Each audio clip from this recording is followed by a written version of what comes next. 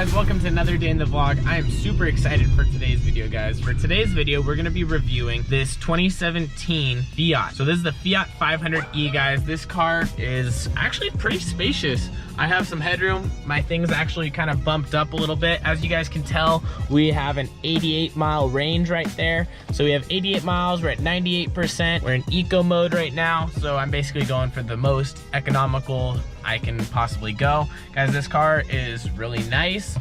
Just as far as comfortability wise, I mean, it's okay. I'd probably say it's like a 6. But for the gas mileage, I mean, it's electric, so you're getting about 90-mile range if you're only doing freeway, pretty much 85, 90 if you're only doing freeway. If you're doing all city, you can get up to 100, 110, 115. Obviously, that's all subjective to how you guys are driving and the climate. Obviously, if you run the air conditioning or the heaters or the lights or the radio, all that stuff decreases your battery power. You want to make sure you're never going to be stuck anywhere, guys. I mean, this is the car my dad drives to work every single day to Chula Vista, which is about a 50-minute drive from Escondido. Doing that twice a day. He comes home with a couple miles left to spare. Honestly, guys, this car is really nice. Just kind of going in. This is like the acceleration. As you can see, right now it's kind of charging. We're in economically powering up, and then you're in power band, and it shows you everything based on how much you're pushing down your gas pedal and your instant power usage. Crazy person. I have that on camera too. But it shows everything, guys. It's super nice in that regard. It has everything you need to know on your display. And these bumps right up here, they're almost like little, you know, the bars that on the top right hand corner or top left hand corner of your phone screen where it shows your signal strength. It's funny, when you plug it in to charge, it shows how much battery it has, just so you can look from the exterior of the vehicle, which is super cool.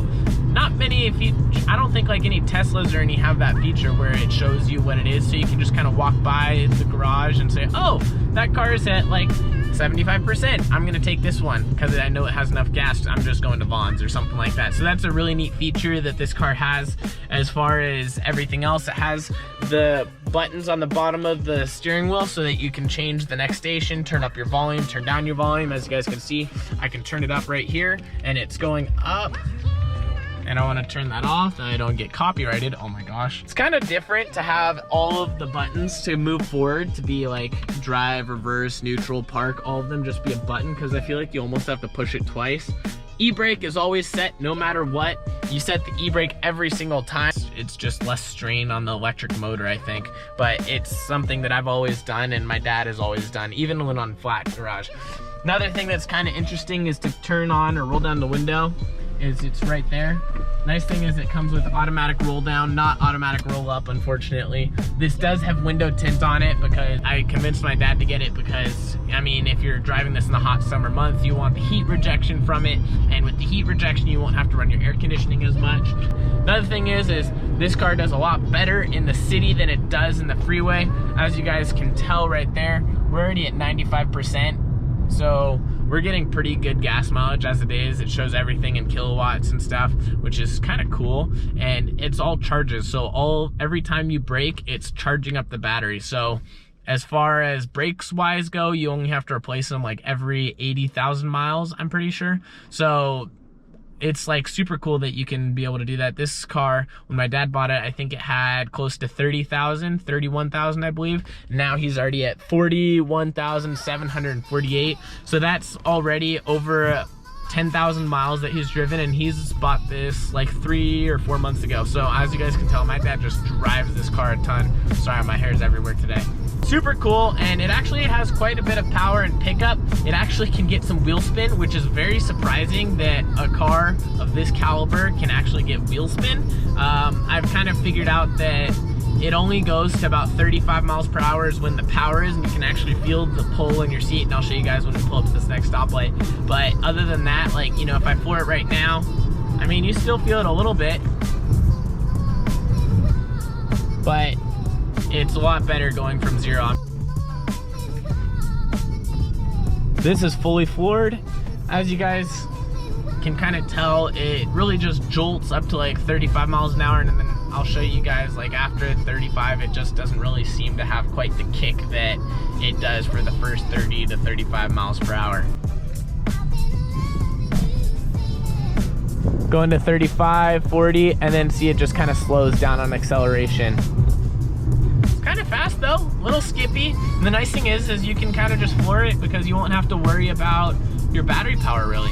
I mean, or you won't, if you're going short distances, you won't have to worry about if you just want to gun it a little bit just to get where you're going a little faster, because it's literally not using any gas.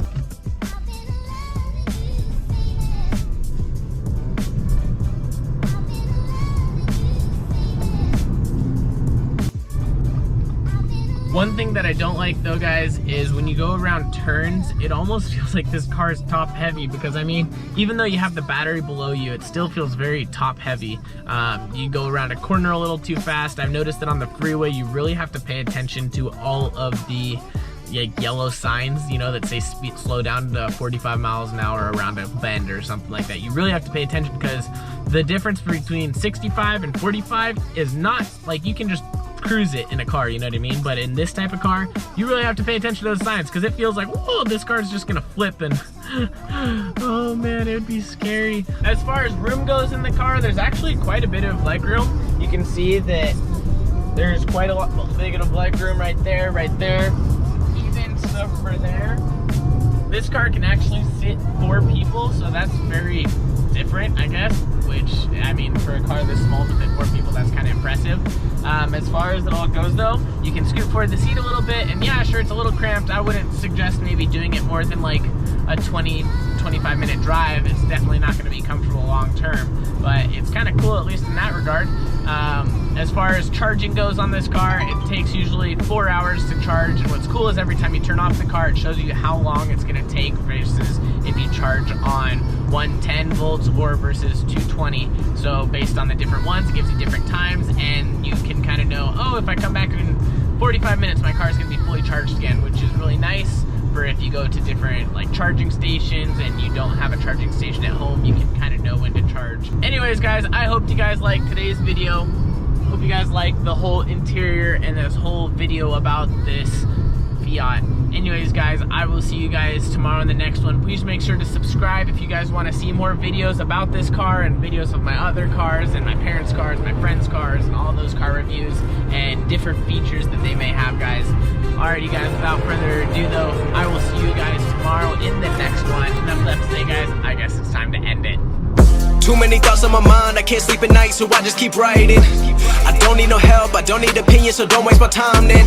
I just been living online, my city don't show me no love, and that's fine. Fuck local radio stations, I got more plays than all of these rappers combined. I'm going again, I've been going in, I'm fed up with so many things, I gotta just let it all out. I'm talking about the shit they've been talking about, telling me I should do this.